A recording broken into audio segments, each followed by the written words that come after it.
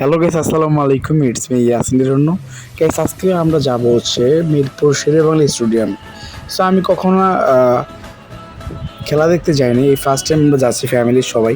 তো একটু হালকাভাবে রেডি হচ্ছি। তো আমাদের খেলার টাইম হচ্ছে সন্ধ্যা 6টার দিকে, বাংলাদেশ ভার্সেস জিম্বাবুয়ের ম্যাচ। টিকিটটা হচ্ছে আমি আগে কালেক্ট করে ফেলেছি। দুঃখের বিষয় হচ্ছে 200 টাকা বেশি দিয়ে টিকিটগুলো কালেক্ট করার লাগছে। যাই হোক, এখন হচ্ছে যাব মিরপুর, যেহেতু আমার বাসা যাত্রাবাড়ি থেকে মিরপুরের দূরত্ব অনেক। আর আজকে ফ্রাইডের কারণে মেট্রো রেল বন্ধ। যদি মেট্রো রেল চালু থাকতো তাহলে তো আমি মতিঝিল হয়ে যেতে পারতাম। যাক, ওইটা বলে আর লাভ নেই, অনেক জ্যাম। জোর ঠেলে যাচ্ছি মিরপুরের দিকে। এদিকে সময় যাচ্ছে না, 2 থেকে আড়াই ঘন্টা হয়ে গেছে, তাও মিরপুরের পথ দেখছি না। কী আর করার, বসে বসে গল্প করে সময় পার করতেছি। অন্যদিকে সিএনজিলাম মামার সাথে একটু গল্প করতেছি। সিএনজিলাম মামা বললো, মামা আজকে যদি শনি রবিবার থাকতো আপনি মেট্রোতে যেতে পারতেন। তো ফাইনালি হচ্ছে আমরা চলে আসছি হচ্ছে মিরপুর স্টেডিয়ামের সামনে। তো অনেক গরমের পিপাসায় কী করবো, লেবুর শরবত খেতে ইচ্ছা করলো। আর দেখলাম যে জার্সি পাওয়া যাচ্ছে এখানে। তো জার্সি নিয়ে নিলাম, মোটামুটি রিজনেবল প্রাইসে পাওয়া গেলো। জার্সিগুলো 350 টাকা করে নিল, ভালোই ছিল জার্সিগুলো, খারাপ না। তো আমরা ছিলাম 3 জন, আমরা আমাদের জার্সিগুলো নিয়ে নিলাম। এখন হচ্ছে মিরপুর শেরেবাংলা স্টেডিয়ামের ভিতরে আমরা এন্ট্রি করবো। তো ঢুকতে দেখি যে অনেক মানুষের সমাগম। ভিতরে অনেক চেকিং চলতেছে, যেহেতু এটা ইন্টারন্যাশনাল একটি স্টেডিয়াম। তো ওই ক্ষেত্রে হচ্ছে অনেক চেক করে ঢুকানো হচ্ছে। আমরাও সেম সবার মতোই করে যাচ্ছি ভিতরে। এখানে হচ্ছে আমাদের টিকিটগুলো চেক করতেছে, আমরা ঠিক গেট দিয়ে ঢুকছি কিনা। হ্যাঁ, আমরা ঠিক গেট দিয়ে ঢুকছি। এখন হচ্ছে ভিতরে এন্ট্রি করব।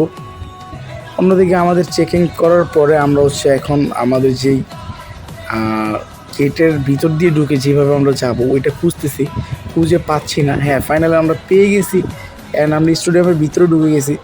আর আমরা খেলা শুরুর ঠিক 1 ঘন্টা আগে চলে আসছি।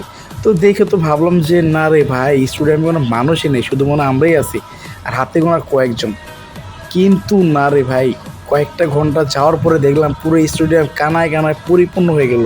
তার ভিতর ছিল আজকে ফ্রাইডে, যেহেতু বন্ধের দিন ছিল, তো মানুষ অনেক পরিমাণ ছিল।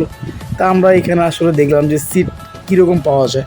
একটা দুঃখের বিষয়, যারা আসলে মিরপুর স্টেডিয়ামে খেলা দেখতে গিয়েছেন তারা সবাই এটা ফেস করছেন।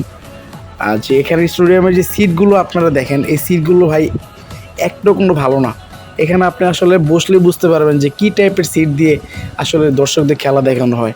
আমি শুনছি 1200 কোটি টাকা নাকি বিসিবি খরচ করতেছে এইসবের কারণে। তো এখানে আসলে কেউ আসলে সিট নিয়ে তো স্যাটিসফাই না। আর আরেকটা দুঃখের বিষয় হচ্ছে, আপনারা যে স্টেডিয়ামে যাবেন ভাই, আল্লাহর রাস্তায় কিছু খাইবেন না, কারণ এখানে 1 গ্লাস ছোটো পানির দাম 20 টাকা, একটা 2 লিটার পানির বোতলের দাম 200 টাকা, একটা বার্গারের দাম 150 টাকা, একটা ছোট পিজার দাম 200 টাকা। মানে কি বলবো ভাই, এখানে খাবারের যেই পরিমাণ ডাকাতি হয় রীতিমতোই, দেখেন সিটের অবস্থা। মানে মনে হয় কি পিচ্ছিল খেয়ে আমি পড়ে যেতেছি, পরে যাবো ভাব। অনেক কষ্ট করে ভাই অন্য সিটের সাথে ধরে মুড়ে কোনোভাবে খেলাটা শেষ করলেই হয়। অন্যদিকে পানি একটা পাইছি 200 টাকা দিয়ে, একটু একটু করে খাচ্ছি। পিছন থেকে তো অনেক মানুষ চাচ্ছে, কি আর করা, নিজের টাকা দিয়ে পানি কিনলাম, মানুষে খাওয়াই, নেন খান, কে দোয়া করেন। অথচ আমার যখন পিপাসা পেয়েছে আমি কারো থেকে পানি পাইনি স্টেডিয়ামে।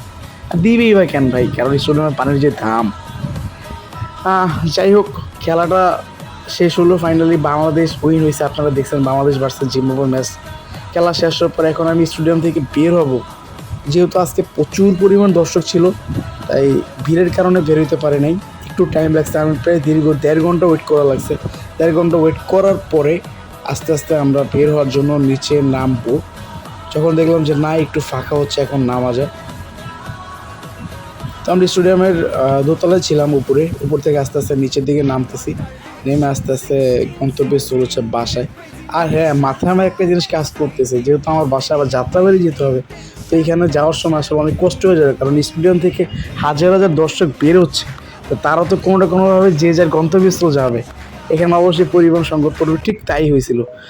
তো সবাই ভালো থাকবেন, সুস্থ থাকবেন, আর সবাই আমাদের জন্য দোয়া করবেন। আল্লাহ হাফেজ।